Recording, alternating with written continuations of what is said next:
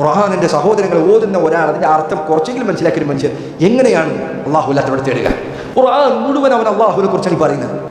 ഈ പറഞ്ഞ പുരോഹിതന്മാർ ഈ പണം മുഴുവൻ എടുത്താലും വേണ്ടില്ല, ജനങ്ങളെ ശിർക്കിലേക്ക് എത്തിക്കാതിരുന്നെങ്കിൽ, ആളുകളുടെ പണം എടുത്തിട്ട് അതിന് പകരം ഇവരെ വഞ്ചിക്കാതിരുന്നെങ്കിൽ അവരുടെ പരലോകം അവസാനമില്ലാതെ നഷ്ടപ്പെടുത്തുന്ന കാര്യമാണ്.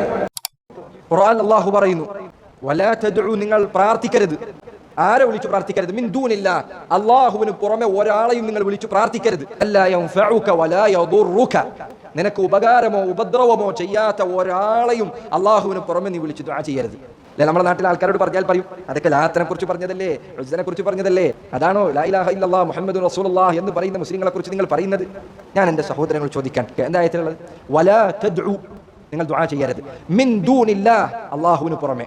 മല്ലാ യൻഫഉക വലാ യദുറുക, നിനക്ക് ഉപകാരം ചെയ്യാത്ത ഉപദ്രവം ചെയ്യാത്ത ഒരാളെയും നീ വിളിച്ച് ദുആ ചെയ്യരുത്. ഉപകാര ഉപദ്രവങ്ങൾ ചെയ്യുന്നവൻ ആരാണ്? അല്ലാഹുവാണ്.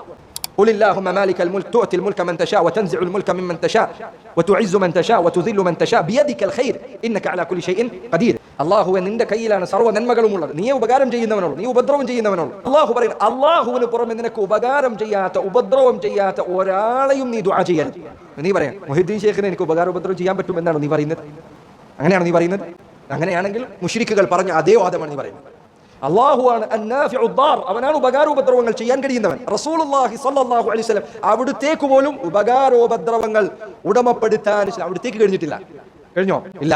ഉഹദ് യുദ്ധത്തിൽ അവിടുന്ന് യുദ്ധത്തിന് ഇറങ്ങാൻ എങ്ങനെ ഇറങ്ങുന്നത്? നബി സല്ലല്ലാഹു അലൈഹി വസല്ലം ഉഹദ് യുദ്ധത്തിലേക്ക് പുറത്തിറങ്ങുമ്പോൾ സഹാബികൾ പറയാൻ, അവിടുന്ന് 2 പടച്ചട്ട അണിഞ്ഞിട്ടുണ്ട്. അവിടുന്ന് തലയിൽ വെട്ടുകൊള്ളുന്നത് തടുക്കുന്നതിന് വേണ്ടി നബി സല്ലല്ലാഹു അലൈഹി വസല്ലം ഇരുമ്പിന്റെ തലപ്പാവ് ധരിച്ചിരിക്കുന്നു.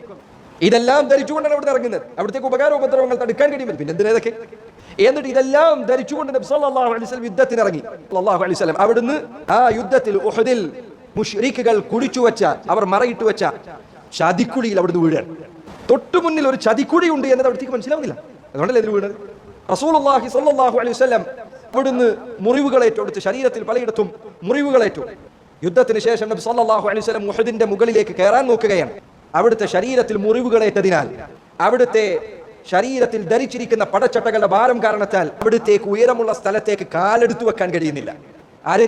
അല്ലാഹുവിന്റെ റസൂൽ സല്ലല്ലാഹു അലൈഹി വസല്ലം. എന്തെങ്കിലും ഉപകാരോപദ്രവങ്ങൾ അവിടത്തേക്ക് ഉടമപ്പെടുത്താൻ കഴിഞ്ഞോ? എന്റെ സഹോദരങ്ങൾ, അല്ലാഹു സുബ്ഹാനഹു വ തആല പറയാൻ, നീ അല്ലാഹുവിന് പുറമെ നിനക്ക് ഉപകാരോപദ്രവങ്ങൾ ചെയ്യാത്തവനെ വിളിക്കരുത്. നീ പറയാം, മുഹീദ്ദീൻ ശൈഖിന് സാധിക്കും? നിന്നെക്കാൾ വലിയ ധിക്കാരി ആരാണുള്ളത്? അല്ലാഹു സുബ്ഹാനഹു വ തആലയുടെ കൽപ്പനക്ക് ഇതിനു മാത്രം അഹങ്കാരത്തോടു കൂടി മറുപടി പറയുന്നവൻ വേറെ ആരാണുള്ളത്? അല്ലാഹു സുബ്ഹാനഹു വ തആല പറയുന്നു, നീ അങ്ങനെ വിളിച്ചു ദുആ ചെയ്യരുത്. ഫഇൻ ഫഅൽത, നീ അങ്ങനെ ചെയ്താൽ ഫഇന്നക മിനൽ ളാലിമീൻ, നീ ളാലിമീങ്ങളിൽ പെട്ടവനാണ്, നീ അതിക്രമികളിൽ പെട്ടവനാണ്.